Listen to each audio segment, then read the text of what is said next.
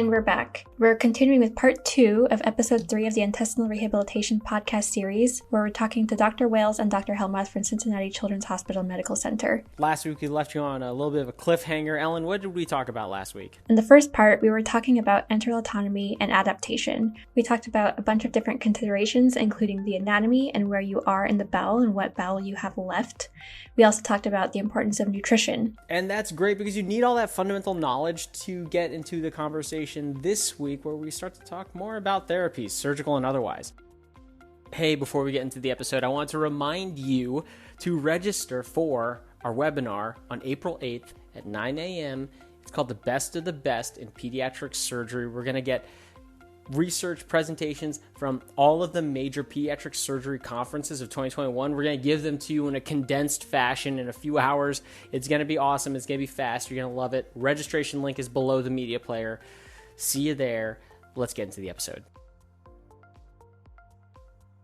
Our selection of what we choose to deliver, whether it's, elemental or semi-elemental or an intact macro module diet, is important.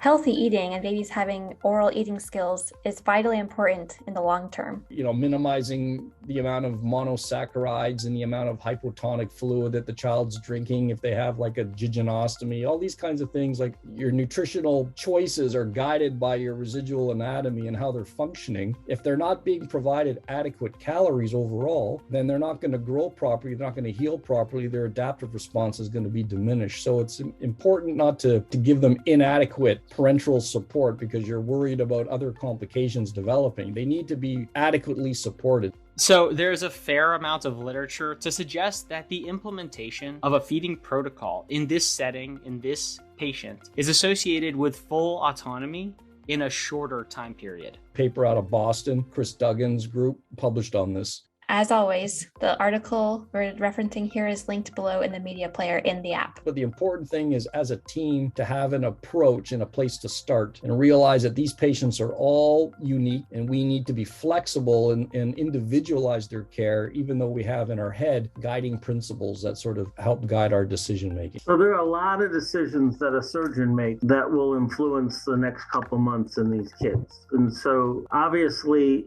the surgery needs to be set up so that the next surgery is not a big laparotomy if you need to. Understand, the bowel heals with adhesions. That brings in blood supply to the bowel that helps it heal. Feeding access options include feeding through a mucus fistula, but these can be really challenging to manage. Strategies that give you access to the stomach early are helpful. The idea sometimes of just putting a tube in the stomach at the time of surgery that is beyond the pylorus and letting the NG decompress the stomach and that be a refeeding tube that later is changed out to a gastrostomy tube has been a benefit we've seen here. Stoma placement is hugely important. Refeeding in our hands is done best through a tube. And at Cincinnati Children's, we have a document about how these feeding tubes are placed and how they're used, and we'll link it below. It allows the nurses to refeed in a very standardized way, which has proven to be very simple and easy. And although, yes,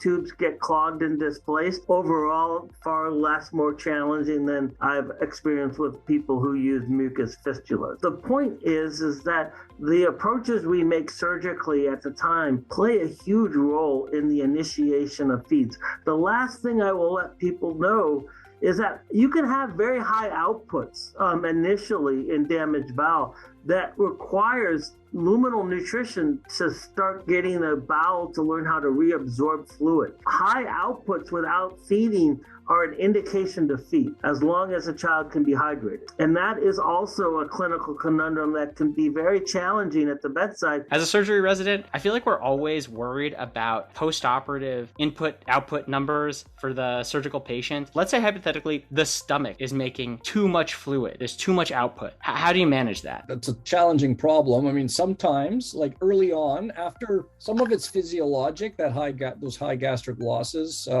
after a massive resection resection and the loss of distal bowel and the loss of sort of feedback hormonal messaging, you can be hypergastronemic and therefore have elevated acid secretion for a period of time. Like the books will say anywhere from 6 to 12 months. So one way to decrease gastric volume in the short term is to block them with some kind of acid blockade, whether it's an H2 blocker or a PPI. If the child isn't tolerating feeds and has high gastric output, what does that mean? Or what do we do about that? There is a counter side to that and the impact on the risk of, bacterial overgrowth and things like that by losing that acid barrier. That's one mechanism. Prokinetic therapy is another mechanism to try to improve gastric emptying and motility if someone is dysmotile. And, your options there are intravenous agents, whether it's metoclopramide or erythromycin or something like that, or enteral agents like domperidone or cisapride and past the stomach, whether that's like a duodenal or jejunal tube, nasal, gastric. Use an NJ tube or a GJ tube even to kind of get past. Right, and then you can have the tube in the stomach to vent the stomach and relieve the pressure there. But deliver nutrition beyond the pylorus and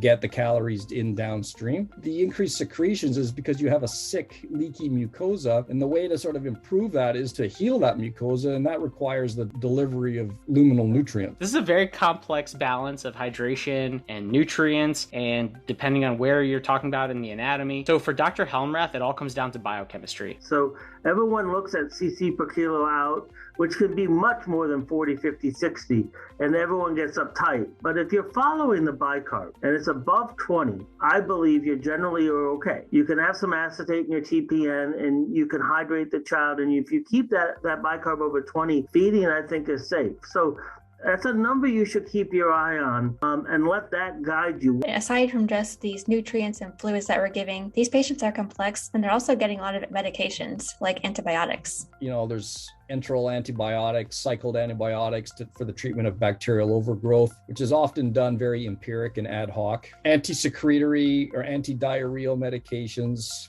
whether that's things like octreotide or clonidine or loperamide or, these kinds of things to decrease losses, if you will. The motility drugs we've talked about. So this part is trial and error. You have to talk to your team. You have to have an approach that's tailored specifically for this patient. And then if this fails, we're going to do this instead. And you move down the line in a methodical way so that you know what works and what doesn't work for that patient.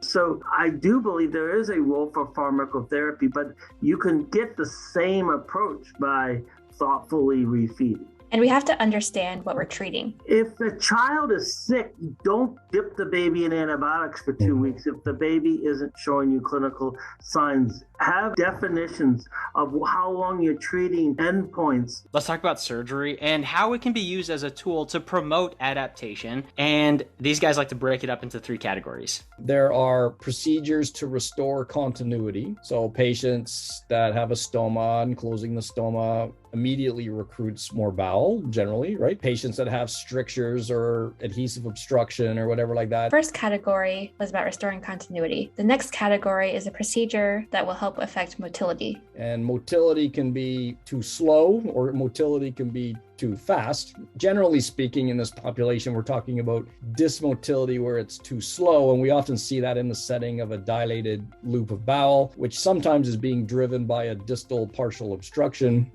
And so you got to fix that obstruction. But as that bowel becomes increasingly dilated, its motility becomes impaired. So when you have an obstruction like this, you'll have a loop of bowel, the stool isn't moving, then you get mucosal inflammation there. That mucosal surface will then become raw, and then you will have damage to the mucosal barrier that allows bacteria to pass freely. And then the child can become septic, and then you have malabsorption. In theory, if you could restore the caliber of that bowel to something more normal, then you get improved motility, better clearance of stool, decreased overgrowth, the mucosa starts to heal, and then absorptive function improves. So, you can taper the bowel on the anti-mesenteric side. You can resect that segment that's quite dilated if you feel that the patient has sort of adequate length. And so we talked about restoring the continuity of the bowel. We talked about the motility of the bowel. And the last category are procedures to lengthen the bowel. Traditionally, that would include the Bianchi early procedure, the longitudinal intestinal lengthening procedure, which has been around for a lot longer, like since 1980, versus the serial transverse enteroplasty. Probably one of the most important factors of both of those procedures, as far as efficacy goes, is really you're tapering the bowel. What's different about a step versus an anti-mesenteric tapering or resection is that you're preserving all of the available mucosa. You're not removing any mucosa. So in a person who is quote unquote shorter with a dilated segment and you don't want to take anything out, a step becomes an option, or a Bianchi becomes an option to preserve all the available mucosa but still deal with the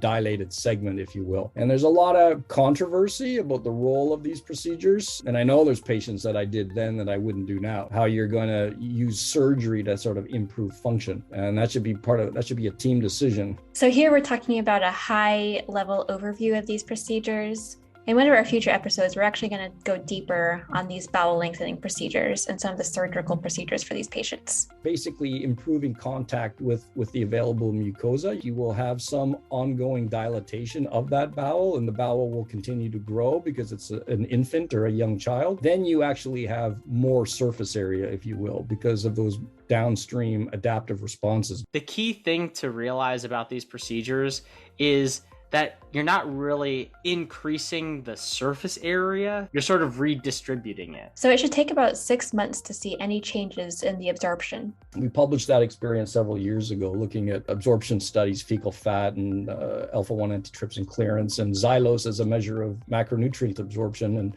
citrulline rise and things like that over time. You have to be patient. So there are two things they want you to know here. One is decision making. And so not knowing the natural history and the progress of your patients, how do you know when to intervene and to decide one of those questions? And number two is that an upper GI can only rule in a problem. It does not rule out a problem.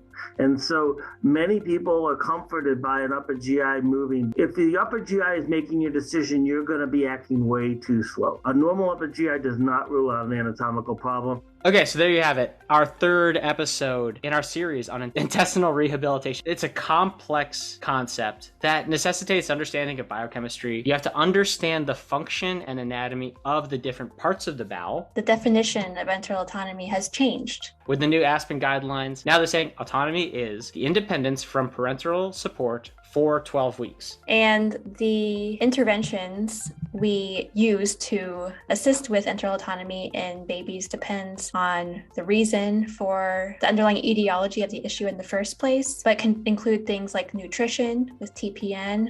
It can include other medications and treatments such as antibiotics and kinetic agents, and then surgery can act as a method to redistribute or increase the bowel surface area. Whether you're listening to this podcast on your way to work or on the way home from work, we know that you're busy taking care of patients, and you probably were so busy that you couldn't go to every pediatric surgery conference that you wanted to this year. But don't worry, we have a webinar coming up for you. It's called The Best of the Best in Pediatric Surgery. Ellen, when is it? Happening on Friday, April 8th in the morning at 9 a.m. Eastern Standard Time. So if you want to register, guess what? Registration is free. It's open. There's a link under the media player. Sign up today so that you don't miss the best research from every pediatric surgery conference of the past year. Right here on your phone, on your tablet, on your computer, wherever you are. But until then, I'm Rod. And I'm Ellen. We're research residents at the Cincinnati Children's Hospital. And remember, knowledge should be free.